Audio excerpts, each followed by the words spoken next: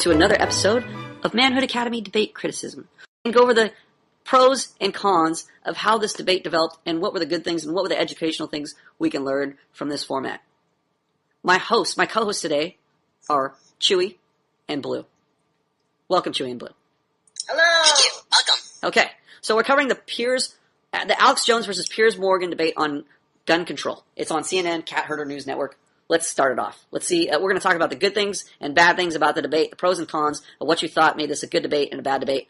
And let's start off. We'll just hear a little bit, and you guys chime in whenever you like. There's an issue you know I care passionately about, so here is my position, loud and clear. I'm in favour of a nationwide ban on military-style semi-automatic assault weapons and high-capacity magazines. I want to close the gun show loopholes and require private dealers to run background checks on buyers at gun shows.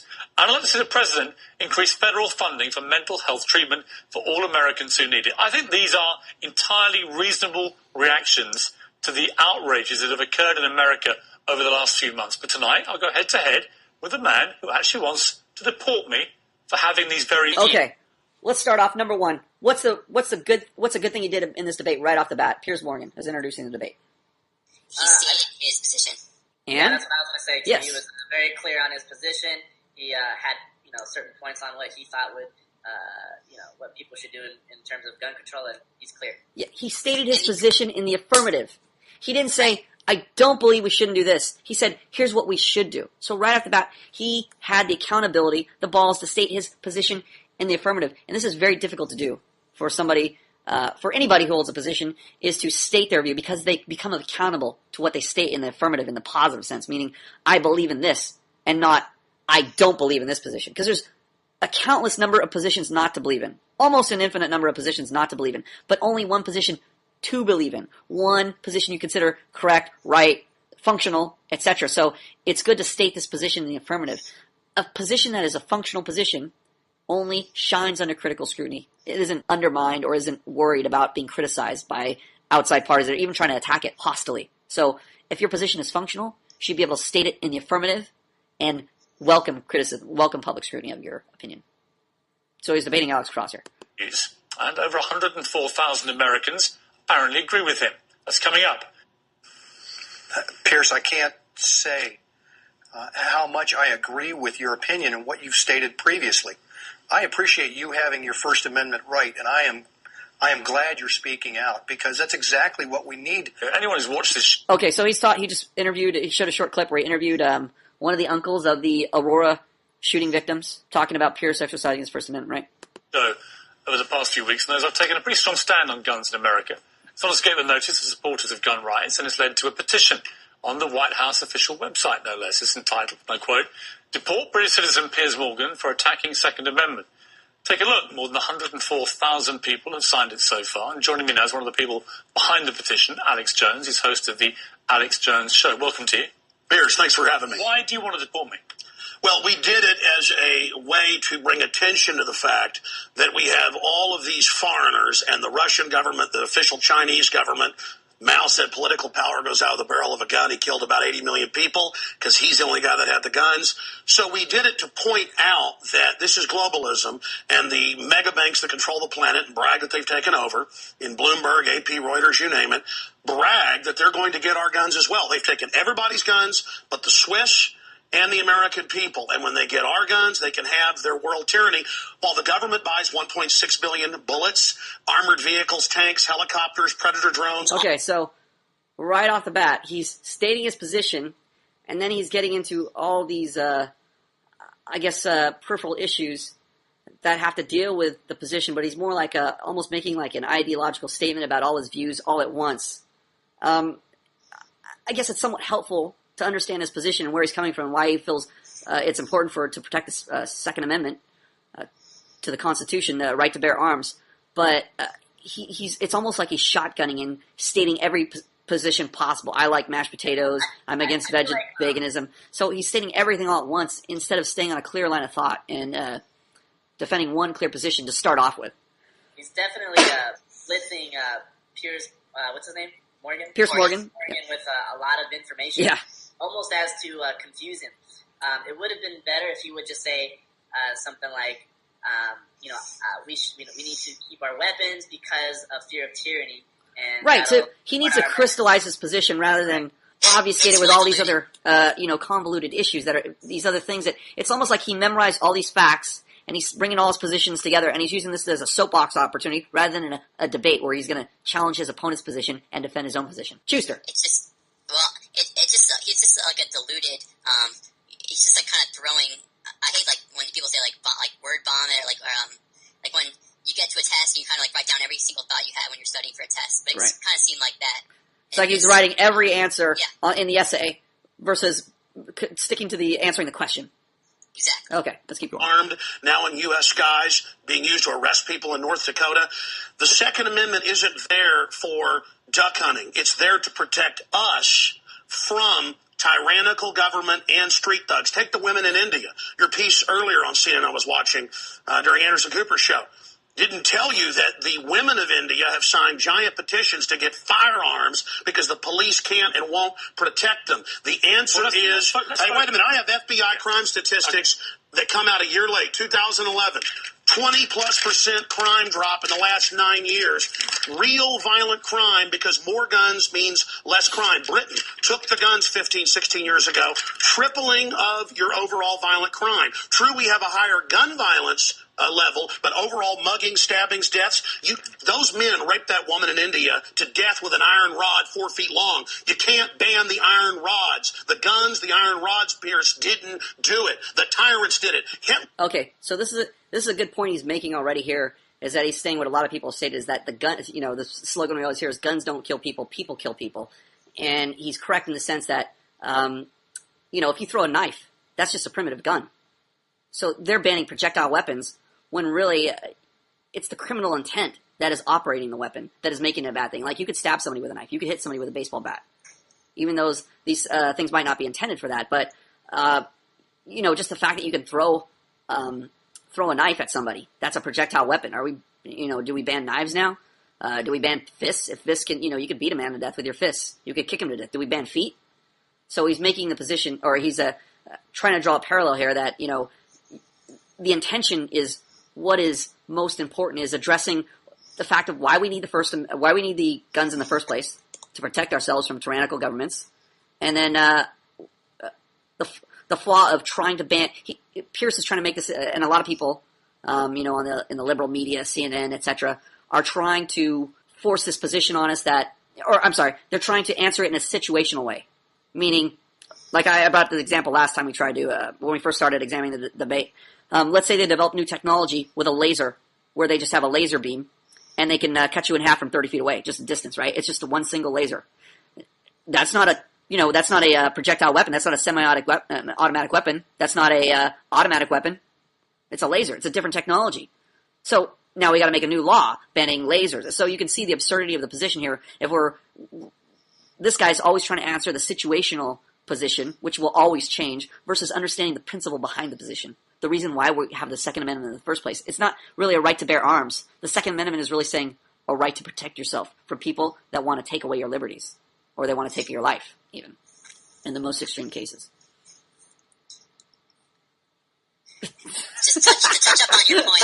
Hello, just wondering if there was anybody else in the audience. Yeah, to touch on your point,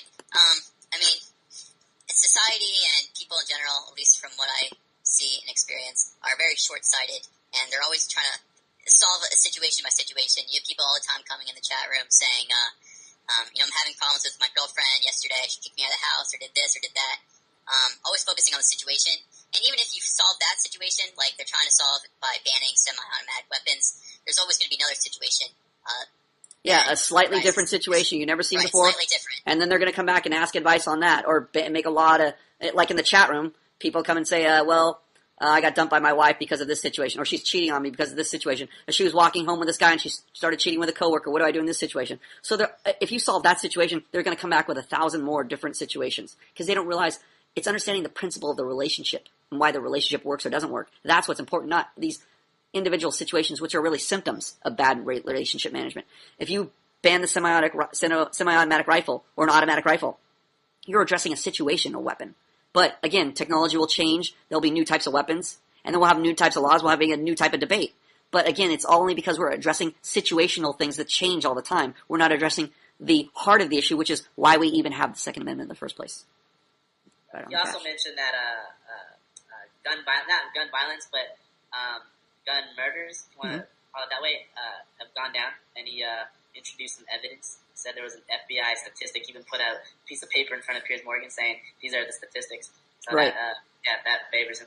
Here's the thing that I don't like about statistics, because the way Piers is going to use statistics, you'll see in the debate in a second how he's going to ask this guy a specific question, which will demand a specific answer.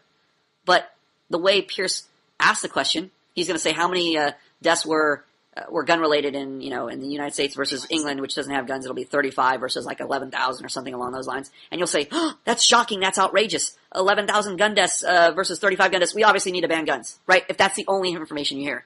But you don't realize all the other crimes that are committed, with bats and things, and the crime rates. And so again, it's like you're taking a statistic and you're isolating it and removing all context from it, and you can make it say whatever you want it to say. That's why I hate arguing with statistics. They can be so misused. People can be easily misled. And also the statistics a lot of times are different depending on who you ask. And in various circumstances, they become different. So it's better to understand the rationale behind the point. That's a good point. But my point is it's very hard to not introduce a statistic right. if it benefits your argument. Yeah, I agree. I mean, I'm guilty of that. In one of the debates, I remember when I was talking to that feminist, I said over half the marriages end in divorce, and more than the majority of the relationships. I didn't cite a direct statistic, but the majority of the relationships are dissolved by women. Women initiate the majority of divorces. That's a statistic. Maybe I didn't use an exact number, but I'm still harping on the statistic rather than concentrating on the actual argument. So yes, I totally agree with you that it's very easy to rely on statistics when it works in your favor. But in a perfect debate, like if my opponent just said, look, even I would introduce this. If my opponent was going to introduce statistics that I didn't know about, I would say, look, I want to remove all statistics. Statistics that support my side. If there's a majority of statistics that support my side, I don't want to rely on them. I want to rely on argumentation, something that's self-evident, that makes sense to us if we can rationally talk about it. I'd feel much more confident in that because I know other people can agree with the logic and see the reason, the rationale behind my position versus relying on statistics which are not trustworthy off the bat. So I don't want to rely on statistics myself, even if they're supporting my argument. I'd rather just start off the debate and say, look, let's throw all statistics out the window. Let's argue your position rationally, aside from the statistics. Let's argue the principle of your position. Hitler took the guns. Stalin took the guns. Mao took the guns. Fidel Castro took the guns. Hugo Chavez took the guns. And I'm here to tell you, 1776 will commence again if you try to take our firearms. Doesn't matter how many lemmings you get out there on the street begging for them to have their guns taken. We will not relinquish them. Do you understand? That's why you're going to fail, and the establishment knows no matter how much propaganda, the Republic will rise again when you attempt to take our guns. My family in the Texas Revolution. Okay, now he's getting super duper emotional here, and he's undermining his argument because you'll see in a second, he's going to introduce a fight. He's going to challenge Piers to a physical fight. It says, even if I agree with his position, the way he's presenting it, he's presenting it in such an insecure way, in such a confrontational way, that it becomes, if he doesn't allow critical scrutiny, or if he's just trying to shout over Morgan and not answer his challenges, he's not willing to point out what's wrong with Pierce's argument, what's wrong with Pierce's questions, and then defend his own position without trying to interject emotion into it. Like, this is a propaganda film. You're not going to take our weapons. You tyrants took our weapons, and blah, blah, blah.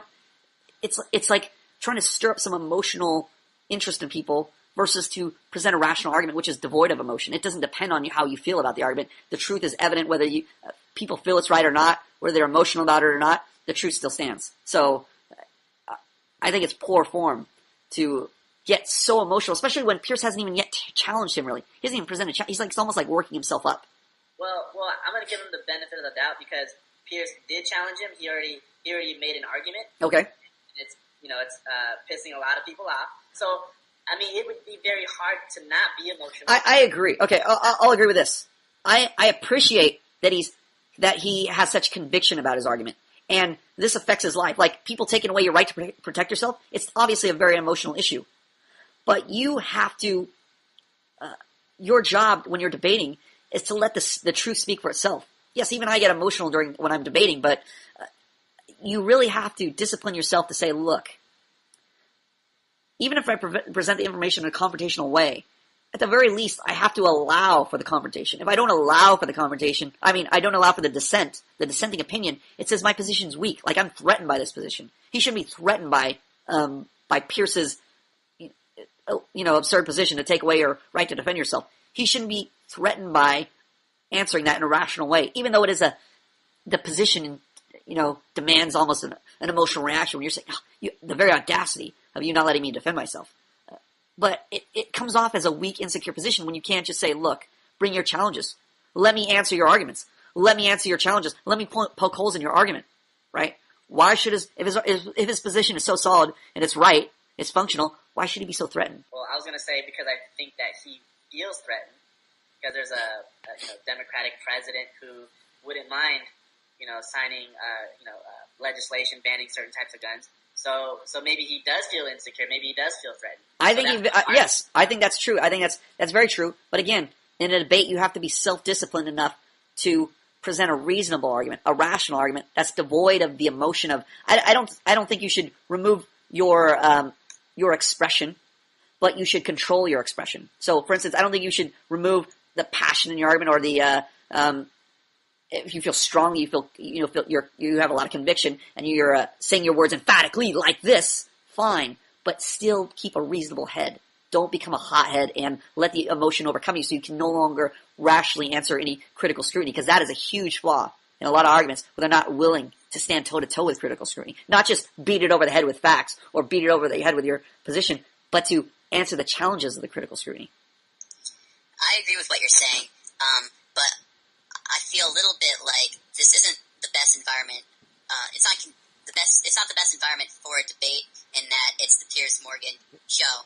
And so I agree. It's because in this, right? There's no moderator. That's the number one problem they got is no moderator. They'll feel a little threatened in that respect. Right, but it's almost like a more casual conversation, and you guys should be able to self-moderate as an adult. You should be able to restrict yourself during a debate.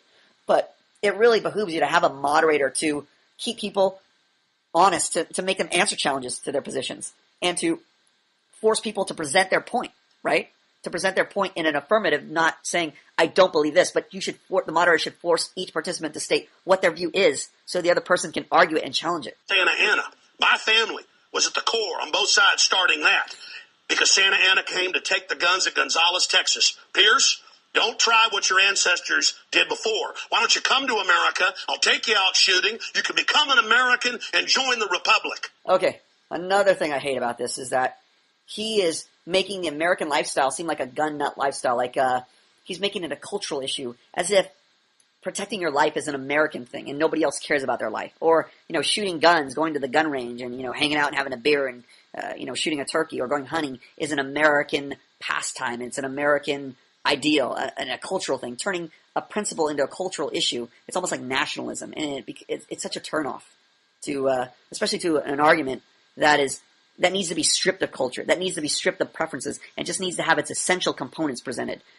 Adding cultural things onto any argument is a huge no-no. I was just thinking, we were founded on slavery, and that was a huge part of our culture back when Declaration of Independence and Constitution were written. So to rely on the cultural foundations of our country is just it's not a good argument. Yeah, like we say, we had slavery. Yeah. Shooting. If we say, part of our culture is shooting, well, part of our culture is slavery, like you said. So it automatically discounts the cultural argument that, to be a good American or to be a good person, he's almost implying you need to be American and you need to shoot guns off. It's a silly Morgan, thing. I guess should have said that. He should have. You finished? Yes, I am finished. You will not take my right. You go through background checks to get guns. He's finished. He wants to rebut. Pierce is waiting. This guy is, where's the chance to rebut? Where's the chance to hear the critical scrutiny? It's great that he's stating his position and he's stating it and he's being detailed about it. That's great. Maybe he's worried about being cut off by Piers, but at some point he's got to say, look, bring the challenge. Let me poke holes in your argument, because a good position or a person who's going to manage their expectations well, you see, it's poor expectation management, is going to always say, look, here's the problem with your argument first. Here's the problem with your position first. He's got to undermine the bad argument. He's got to undermine the bad expectation first before he can introduce his competing expectation. What he's doing is just trying to lay his expectation on top of Pierce's without undermining Pierce's expectation, without undermining his position. That's a no-no. Do you think Piers is? I didn't mean to cut you off. Do you think Piers is not managing his own expectations well? They're both not. Yes, Piers comes off as more reasonable because you can see this guy. We'll see in a second. Will be yelling, and this guy will just be going off and off and off. And Piers will just be going, Alex, calm down, Alex, calm down. I want to have a debate with you. So Piers comes off way more rational. This guy, he makes this guy look like a lunatic, even though his tactics are. You'll see he uses some shady tactics, and you'll see what I'm talking about in a second. But this guy isn't smart enough to even head those off because his own relationship management is bad. This is basic relationship management 101. It's to tell people what not to do first before you tell them what to do.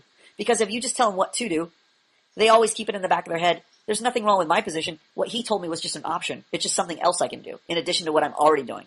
But if you say what you're doing is wrong, well then when somebody tells you, hey, do this thing instead, it's much more appealing because you don't want to do the thing you're doing already. It's bad. It's wrong. It's dysfunctional. Right? It's immoral. It's unethical. Whatever. But the point is, if you're pointing out what's wrong first, then they have more of a reason to listen to your position, why this is right. Are you commentators going to give me any cues like, hey, keep going, or let's move on? Let's keep going, man. I thought we were a team here. I thought we were a team working on this debate. I didn't want this to be a one-man show. This is going to be a one-man show. I'm going to cut you all out. No pay, and you're gone. So let's go. How about Prozac? You know the number one. Oh, that's the big sponsor, isn't it? Or that whole class of drugs. Let me ask you a question. Oh, got to cut that off, don't you? Don't want to talk about the U.S. number one cause of death is suicide now because they give people suicide mass murder pills. Calm down. Your answers get more money. Okay, he's going crazy. Yeah, again, he may believe strongly, or he may strongly believe that, hey, it's a bad idea to give people Prozac. And I agree it's a bad idea to give people Prozac to medicate the problems instead of addressing the problems. They're addressing the symptoms, not addressing the root cause of the problem. But the way he's presenting it, he's refusing the critical scrutiny. He's refusing the debate. He's refusing to it's like he's bullying the point. He should make the point, he should make his point, and then have Piers respond. If he just yells over Piers the whole time, doesn't give Piers a chance to talk, no chance for critical scrutiny. Yeah, at this point, he just he seems like he's off the handle. He comes off as crazy because Piers is like, hold on, let me rebut that, or let me state my position, and then you rebut back. Psychiatrists and psychologists to put more crazy people on drugs that make them kill people, Piers. Let's try and have a debate here. Yeah. Answer me this question. I'm sick of the same old script here, bud. It's fine, bud.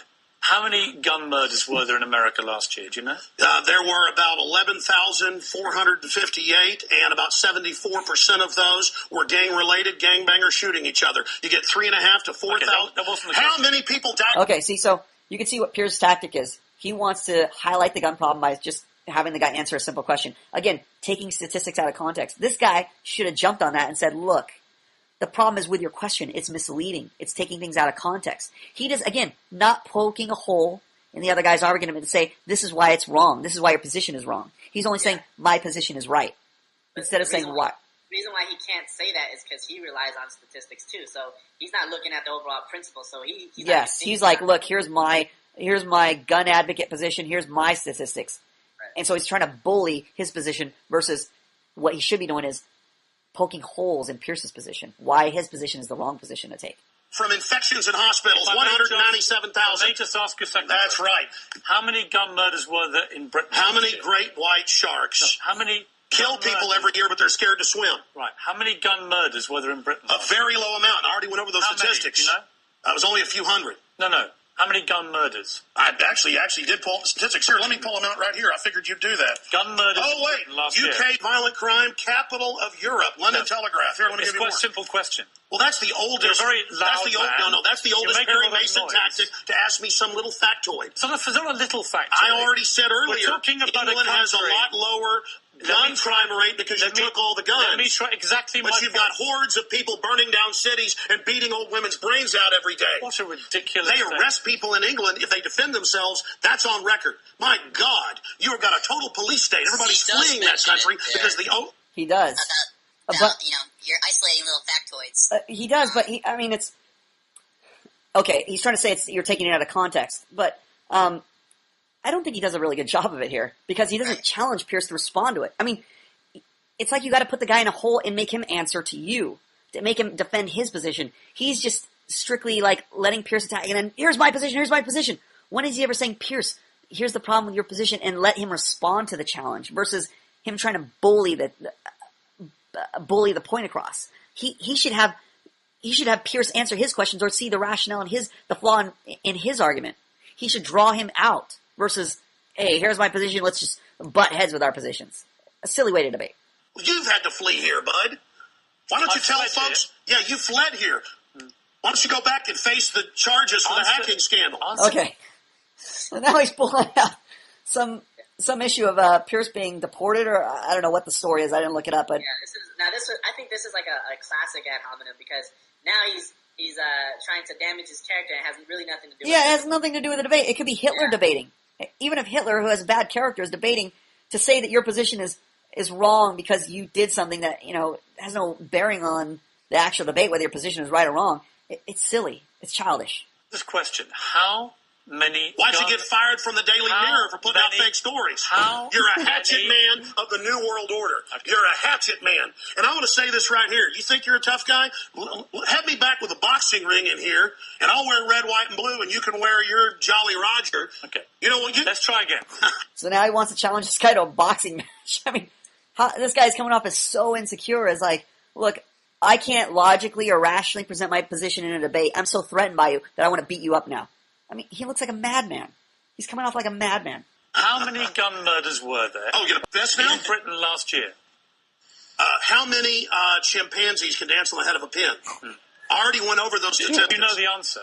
No, I don't. You said hundreds. It's very low. You said hundreds. Yes. It's actually 35. Well, the point is, you can... Against 11,000. Do you understand the difference between 11,000 Yeah, England wants to ban knives now because tens of thousands are getting stabbed. But do you understand the difference? The knife doesn't kill people. Do you understand? So he should... See, Piers is trying to hammer his point and ignore what he's saying. But he should stick to his point and make Piers answer. That's a challenge he should present. And he should just keep asking until Piers answers. He should call Piers out on that point. But instead he's just shouting him out. You've got to point at the flaws in the argumentation and the way they're presenting the argument to show that their argument is irrational.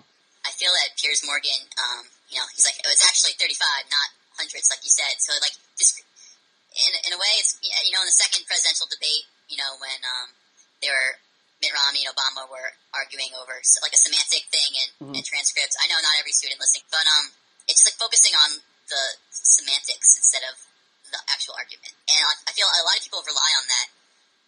I feel Blue relies on that. Yeah. Okay, continue. I just said that Blue out of the blue because I thought you fell asleep. Listen, do you understand you're not going to pull on America's heartstrings. They know your script, okay? You're not going to get our guns. By the way, you guys always say, we just want to take the semi-autos, okay, and all this other stuff. When semi-autos aren't even, rifles aren't even used, but in a fraction of the crimes, you can pull those numbers up, okay?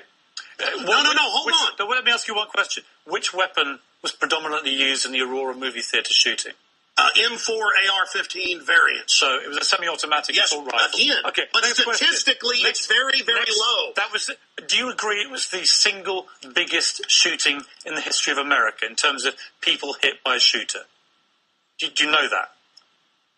No, I believe that there were others. Some other shootings from about over 30. No. This was the single biggest mass shooting. Well, listen, you're just going... No, there have been bombings of Wall Street. Let me ask you a second question. Are we going to... Listen, why can't the pilots have firearms? We trust them to fly the planes. Alex, you've had a lot to say. No, my point is the Second Amendment is sacrosanct, and you're not getting it. Do you know which weapon was used in the Oregon shopping mall mass shooting recently? I understand that people... who are mentally ill on all the serotonin reuptake inhibitors, who play these shoot-em-up games, want to go out and do this. Because there's criminals, I don't lose my rights, Piers. Because there's criminals, I don't lose my rights. Just answer the question. Yeah. Do you know what the weapon used was? Listen, let me ask you a question. No, answer. I've got... Okay. Again, Piers is going by statistics here. This is a silly argument. Look, even if Piers was right, and let's say... 500,000 or 11,000 people died by gun deaths, or whatever the number was, or if it was 50, regardless if it was 50 or 500. It's the principle that matters, which is ultimately, do I have the right to defend myself? Whether it's with a knife, whether it's with a bat, whether it's with a gun, the point is the same. So by arguing the semantics of the issue, you get mired in this semantical debate the problem with semantical debates is the situation is always going to change. Like I said, technology is going to advance. We're not going to just be using guns. Maybe 50 years from now, we'll have a totally different weapon system. So now we'll be arguing the semantics of a new weapon, a new technology. These are silly debates unless you understand the overarching principle behind the position versus the semantic or situational aspect of the position. Meaning, are we abandoning assault rifles or semi-automatic weapons versus are we abandoning the right to defend yourself? They should really, Alex should really isolate the issue and not just make it a gun issue, so that it's much stronger if you present the principle behind the issue, which is the right to defend yourself against tyrannical governments. Defend yourself. I think you should reframe it in saying, what do people need to be safe, or what do people need to exactly versus just make it a gun issue because safer, is it safer in Britain or wherever he's from? Is it safer there? Or yes, is it safer that's exactly the way he needs to frame it. Not gun statistics. He's going to lose if he tries to make it a gun statistics issue. He has to make it a safety issue, which is really what it ultimately boils down to. The reason why we have the right to bear arms is to protect our lives, not to have guns. This is what this guy is not getting, and this is the argument he's not presenting, which he really should be harping on. Piers makes the point to say, the last few mass murder rampages in the United States were based on, all involved the same semi-automatic weapon. But Alex could focus on, instead of like the actual gun used, like the reason behind the shooting in the first place, maybe talk about, the mental issues and the reasons why the men that went on these shootings, why they did it. Yeah, and we can also talk about, again, he's brought up other issues, because again, he's trying to isolate these deaths by instrument, death by gun, versus suicides, right? That's things of those natures, which all add to the death count. So if he's just isolating one statistic, it's dishonest. It doesn't cover the whole problem, and this is what he should be harping on to undermine Pierce's argument. Say people die more of smoking than smoking is much more of a problem than guns. It creates other health issues. It creates other environmental issues. It's a huge problem, but yet, again, the way we present it depends on how we deal with it. It's smoking. It's right. It doesn't seem like a bad thing. You just smoke a cigarette. But again, this drain on the economy, people in the hospital, cancers, death, etc., heart and lung problems. But again, the way it's presented.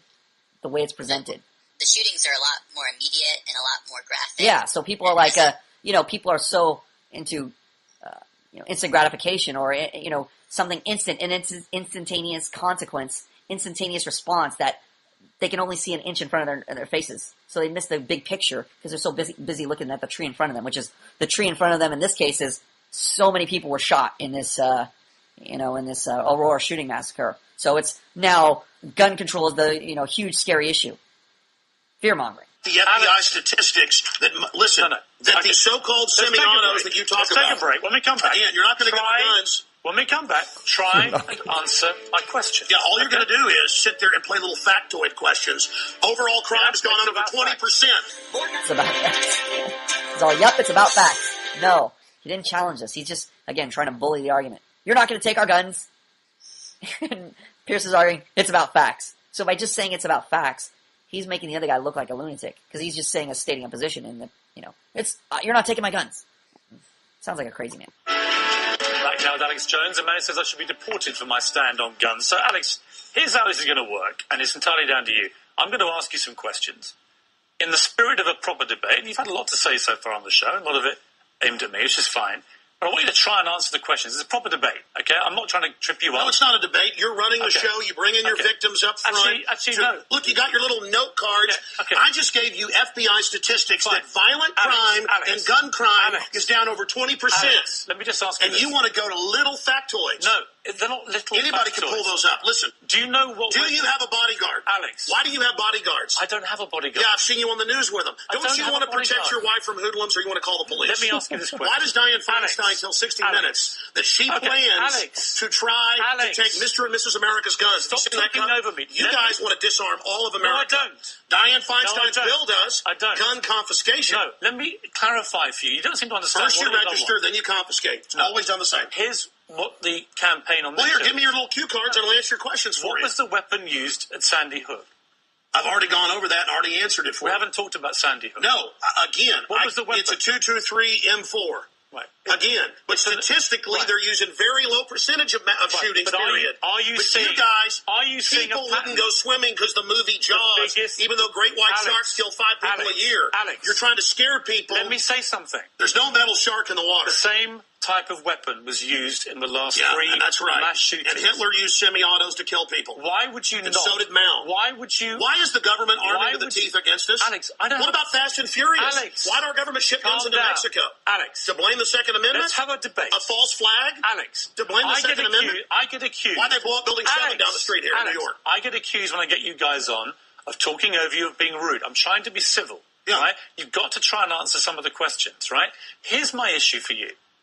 Why do civilians need an AR-15 type assault rifle? Well, they already said statistically they're using a very low amount of the crimes. That's an FBI fact check. Again, these guys are battling statistics, all a losing battle when you don't see the bigger picture. The right to protect yourself, right? I mean, is it how fast is the weapon? How fast is a semi-automatic? What does it mean to be semi-automatic? I mean, so many semantics involved in this argument. If I throw a knife, if I can throw a knife super fast, like multiple knives super fast, that's almost like an automatic weapon, right? I mean, there's so many semantical issues involved in this debate that they're not addressing, that they're only focusing on these semantic issues and not understanding. Again, you got to crystallize your position. You really got to remove the bullshit and the excess from your position. That's why the critical scrutiny is so huge, is so important. It's not a gun issue. It's a self-preservation issue. It's a protection issue. Do I have the right to protect myself, to protect my life, to protect my property, etc.? It's silly that Piers would ask, what brand, it's model is the as if gun? Okay. Well, you could say, somebody was stabbed with this brand of Ginsu knife. Does that mean we ban all Ginsu knives? It's, again, a silly argument. But the gun company could just change the model. Yeah, there's so many ways that this could be undercut. I can see. It's not so much of the model. It's the type of. Yeah, he's saying this is an automatic weapon. So like because I see where he's going with this. Because what he's saying is like, what's to say people shouldn't have bazookas or something that's right. But here's the thing: once we cross the line and say, look, you have the right to defend yourself with arms, with weapons. Basically, is what they're saying. You can use weapons. It should include bazookas, because once you give a right to a guy to kill another person threatening him, anything goes. It's not like the guy killing you is trying to play by the rules. He's trying to kill you. He's trying to take your life. Anything should go at that point. Now, we don't give people like nuclear weapons or access to nuclear weapons, but really, if you want to get technical, they really should, because they don't really see that this issue is it's such a bigger issue than just a gun. It's such a bigger issue. It is to say, how important is my life, and how important is it to protect my life, and what freedom should I have to protect it? And really, there's a responsibility issue attached to this that they're not covering either. Because let's say I have a nuclear weapon, and some guy's neighboring country's coming at me, and I just blow it up. Well, there's nuclear fallout. I'm affecting people. I'm going to affect the environment, the economy. There's going to be so many detrimental effects from this bomb. I would tell you what, if I were Alex Jones, I would say, why would people want an AR-15? It's because if there's a tyrannical government, I want the AR-15 and not. Yeah, but you got to say again with the issue I just mentioned, it's an accountability issue because you have the bomb, you've affected people's lives, and your food supply, it's going to be irradiated. Same with a gun, right? If you have an automatic weapon, let's say you fire in a crowd, you may kill a bad guy, but you kill other people as well. So there's always a responsibility issue attached to what you do. There's always a consequence to what you do, especially if you kill somebody. Their family could be affected. Their family is going to be affected. Their friends might want to get revenge. Their relatives might want to get revenge. So you start this whole chain of consequences. So it's really, even the right to protect yourself is really a symptomatic problem, because it's telling us that people are at such a point where they're willing to kill themselves, where they're to kill other people. People are infringing on their rights so much, they're endangering their life so much that they now feel threatened to the point where they need to kill that person threatening them. That is a huge issue. That says there's a huge problem with our relationships in general, not just a gun issue. You could, like I said, you could stab somebody with a knife who's threatening you, and they'd still take their life and still cause a lot of other problems as a result of that. So, again, to just isolate it to weapons, and that's what Piers is trying to do. Look, an automatic weapon was used in this crime, therefore we should have banned automatic weapons. Stupid argument. But again, Alex's response to that, it's a silly way to rebut the issue, because he doesn't understand the underlying flaw or the underlying principle that's being addressed in this issue. And that's why he's arguing back with his own facts and semantical issues. I think he was the wrong man. He was definitely the wrong man for the job. Yeah. I mean, in a sense, since Piers is a poor debater and this guy's a poor debater, it's almost like their Pierce's presentation is so poor. It's a typical liberal agenda to isolate facts that support your position when it's a dishonest use of facts. And this guy comes off as a crazy gun nut conservative who comes off equally insane and uses the first attempt at a character assassination. And you'll see Piers flips that on him and uses it too in a much more successful attempt. We'll see in a second. In the last 3 mass shootings. Yes. Why? I'll tell you why. Because they advertise it in the media. Anybody knows that if somebody jumps off the Empire State Building, they put cops up there the next day because copycats come to do it again. The media hypes and hypes and hypes. And that's not the question. Don't just commit suicide. Alex, why do people Go commit suicide by killing a bunch of kids, and here's the gun to use because it's the one the U.S. Army uses. Why do people need them? They need them to protect us from the number one killer in history. Government in the 20th century, university study out of Hawaii killed 292 million people. It's called democide. Google it, folks. Do you believe everyone in America? Should everyone in America, therefore, have an AR-15 if they want one? Statistically, where there's more guns, there's lower crime. The highest crime is in Bloomberg, But you have the most controlled guns areas. of any of the 23 richest countries in the world, and you have Well, America was born on guns and whiskey. Right. But It's true we're a violent society. Right. So you But said that America statistically, has the most guns. This guy instantly. America, we're a violent society. Guns and whiskey, making it a cultural issue. But Totally and undermines also his position. They're focusing on violence. Let's say there was no violence, and let's say there's a tyrannical government. There's no violence. People are not living in peace. Is it? I mean, they're not happy with their lives, Right. Because they're under oppression. Is it really peace? The trains run on time. Hitler's trains ran on time, right? Is it really a peaceful Same situation? amount of time, right? Yeah. Yeah. Okay. I was just thinking, there's only one degree of death. To make the arguments about all the degrees of, weapons is silly because you could kill someone with a handgun, so you can't kill someone anymore with a semi-automatic. Yeah, but they're trying to imply you could kill more people. As if, again, it's neglecting the value of life. It's saying that this one person's life is worth less than these 15 people's lives over here. As if it's that simple to go, well, 15 lives are better than, it's better to save 15 lives than this one life over here. What if this one life over here is Einstein? What if this one life over here is, Leonardo da Vinci?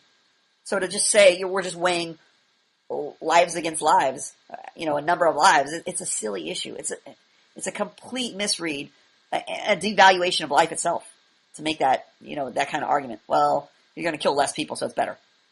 Killing is bad enough in itself. And, by the way, this guy makes the argument about the military having the most weapons, and we already have a culture where, we ingratiate people into the military, they train, and they're training to kill other people, right? They're training to kill people. They're not training to be buddies with them. They're teaching people to kill and passing it off as self-defense or service to your country, when really we know what's going on there. They're teaching people how to shoot people effectively, how to kill them, how to stab them effectively, how to use your bayonet effectively to kill the enemy. We use euphemisms all the time to take away the accountability, the feeling of the sense of accountability. We used to have a Secretary of War. Now we have a Secretary of Defense. Like that whole name change suddenly makes it so much better it's more palatable to swallow it. And on top of that, these are just cultural barriers anyway between the countries. There's fundamentally, we're all part of the same, we're all part of the same world. So, just because someone is culturally in a different border on a different country, it's... Alex Jones, what he's trying to do is he's just trying to paint Piers Morgan as a redcoat. Yes, well, the British are coming. Yeah, he's trying to appeal to people's emotions. He's live, but so far is 1776 is coming back again. I'll fight you, you redcoats. Knives kill 3 times more. Have you seen the FBI numbers? Knives, bats, rocks kill many times more. Alex, let's talk about the guns. It's not the rock. It's not the knife. When a mother chops her kids up with a cleaver because she's on serotonin. Tell me why I'm wrong. Why don't you want to get rid of the drugs? Because they're half your sponsors? Stick to the subject. America's number one cause of unnatural death now is suicide. Alex, not automobile accident, not cancer, accuse me of attacking the Second Amendment of the Constitution. I want to get people off pills that the insert says will make you commit suicide and kill people. Alex, Let's get about the second. I want to blame Alex. the real culprit. Alex. Suicide pills. Alex. Mass murder pills. Okay, let me ask you one question. Your belief, unless I'm wrong. First time anybody's ever heard this, by the way. Your belief, unless I'm wrong, is that under the Second Amendment, your real concern is that you will be overrun by a tyrannical regime, either from somewhere else. Yeah, or highway from your own government. checkpoints. Look at Mexico. Total gun ban for the citizens. Highest crime rate in the world. 57,000 people dead the last 5 years. Total gun ban for the citizens. But Switzerland has the lowest crime rate in Europe. Alex, your country has the highest. Alex, we have 35 gun murders a year. You have 11,000. People get their brains. It's the higher crime rate. Let me ask, violent crime is higher. On this specific... It's brains. Alex, it's people. I'm trying to get inside your brain. Piers, It's if not you punched me right now, it'd be not your fist, but your brain that did it. Let me get inside your brain. Okay. Okay? I'm serious. You have a very, very big platform. You air, I think, on 63 networks. No, that Wikipedia is like 10 years old. I'm on over 140 stations, XM. Millions of Americans hear you over a million and a half every day. visitors to Infowars.com And I today. congratulate Where we have the you on your statistics posted right now. Infowars.com. Who do you Who's believe the was little behind advertising? 9/11? Oh, I absolutely know. I have the police on... Okay. Now, Piers is going in for the coup de grace. He says, who do you believe is behind 9/11? This guy's so dumb. Well, okay, he's already into conspiracy theories. Yeah. His site is Infowars.com. But he doesn't realize that Piers, by bringing up this other issue, is painting this guy as a maniac. And he's already hung himself with his, his irrational presentation. The guy mentioned Predator Jones from the very beginning. Predator what? Yeah, Predator Jones. Oh, Predator Jones, right. Yeah, as soon as you said Predator Jones, I knew this guy was loony. So already Piers is cementing his grave by pulling up this peripheral issue. It doesn't have anything to do with the debate. It's a low tactic. It's just like the other guy referring to Piers as being deported, and why was he deported? I mean, these distracting issues. It shows such an insecure position. CNN saying, get back, they're going to blow up 7. I have BBC reporting. Who do you believe is behind I have the proof. I heard them on CBS Radio. Who, Alex? They announced they blew up the towers on CBS Radio. New Yorkers... Piers wants him to say it. He wants him to say it, so he'll be certified loony in front of the U.S. public. This guy might have had a rational position, but now because of his other ideological views and beliefs, you immediately discount them. You go, this guy has no integrity now. Saw it and heard it. Alex, who do you believe? They blew up Building 7. Alex, who do you believe was behind it? The American government? Criminal elements of the military-industrial complex, the same ones that staged Gulf of Tonkin, the same ones that staged Operation, the mass shootings of Operation Gladio. Right. Ooh, the CIA don't like this now. Do you mean that President Bush and his administration were behind 9/11? I mean that even mainstream news reported that the hijackers were ordered to be allowed into the United States. Michael Springman, the head of the Visa Department, blew the whistle on that. So the Bush administration was part of a conspiracy said never let us tolerate to murder. I can speak in this accent as well. Yeah. The government, Hitler firebombed his own Reichstag, yes, to bring in martial law in Germany, April 27th, 1933. Governments have staged terror attacks throughout history or allowed terrorists to attack as a pretext to invade and enslave the populations. I probably own more than 50 firearms. Many of them have increased in value 2, 3, or even 4 times. I sleep very comfortably outside Austin, Texas, knowing that I can defend my family. Okay, Alex Jones. Infowars.com. This is the man who wants to deport me from the country for wanting to get rid of it. It's to point out you're a foreigner, a red coat, here telling us what to do. Whatever. Go back to where they took the guns if you don't like it. The communists...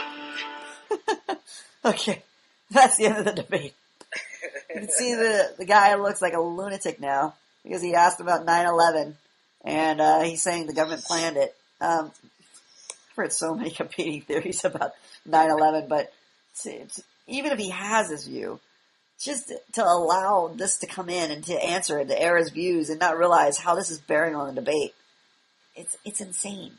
It's insane. Even if he has a rational position, to allow this to go into so many different directions without first establishing his position and undermining Pierce's position, insanity. Well, I mean, he doesn't have the training because he has a radio show where he talks generally by himself, and he states his position. I don't think he's used to defending himself. I'm sure he has other guests on. I'm sure he's had disagreements. Well, yeah, like everybody who agrees with him. Chewy.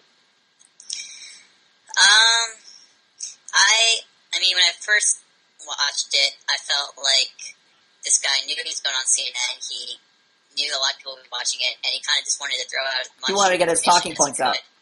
Yeah, it's basically advertising as long as he could before being cut off. He's mentioning his own website and stuff. I don't even think he was looking for a debate. He didn't really allow a debate. He didn't follow any standard protocol for an orderly debate. It's just basically him just throwing out as many statistics, as many tactics, as many mocking and criticizing the other guy in Piers Morgan. Right. Just throwing as many weapons as possible. Right. It's like a all out fireworks type of thing. Well, here's my last barrage. Here they go. I'm going to light all the fireworks at once. Exactly. That's what it seemed like to me. So, who won the debate? I don't think either party won the debate. I think they both demonstrated. I'm not satisfied with the outcome of this debate because I agree in principle with Alex's side that you shouldn't take the guns, but not for the reasons he's stating. So I definitely don't think he proved his position. And also, Pierce's position is obviously has so many flaws in it. And again, he's pulling up this issue about 9/11 to paint his opponent as a lunatic rather than address the issue, which is why he believes gun control is relevant, or why we shouldn't have why he feels these weapons should be allowed, or why they shouldn't be allowed. He doesn't solidly address that. So who do you think influenced the audience more? I think Piers influenced the audience more.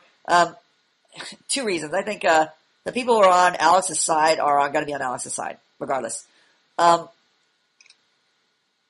I don't think that people, especially watching CNN, the liberal is media. The media is liberal. The liberal is media, and the media is liberal by definition. That is the default position of people growing up. They are liberals from birth because the liberal is the hippie position. The liberal is the give me all freedom without any accountability. The conservative position is just kind of like the opposite of that, which is the restriction, but without accounting for the group, the community. The liberal is concerned for the community, whereas the conservative is the dog-eat-dog world of capitalism, right? Everybody pulls themselves up by their own bootstraps.